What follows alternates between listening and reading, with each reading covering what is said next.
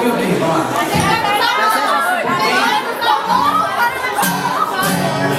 Eu sempre como fogo E depois caio fora.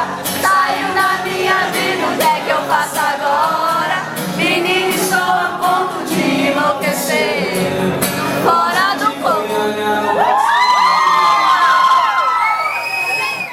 Obrigado a você pelo carinho, todo o presidente, minha instalação, obrigado a todos os meus amigos, a toda a minha família que está aqui também, a minhas fãs.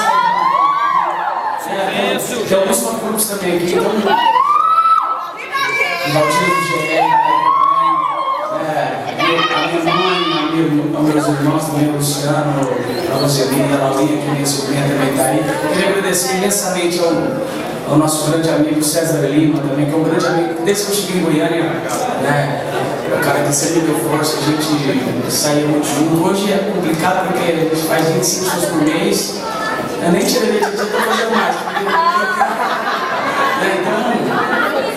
Então, feliz de coração mesmo de estar recebendo. Quero agradecer de coração também ao meu primo, meu empresário PC, Paulo César daí. É uma história longa, né? Depois eu ter morado em Brasília 4 anos, e tudo tinha dado errado, né? Eu falei, eu vou mexer com música mais nunca, eu não vou cantar, não vou parar de cantar.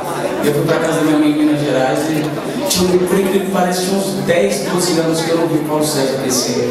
Eu falei, não, vamos comigo pra Goiânia, que lá em Goiânia vai dar certo. Vixe, esses vão tá aumentado demais. Não tinha nada a perder, eu falei, bora pra Goiânia. Cheguei em Goiânia. É verdade. Cheguei em Goiânia, inclusive morei até na casa do Paulo César por um bom tempo.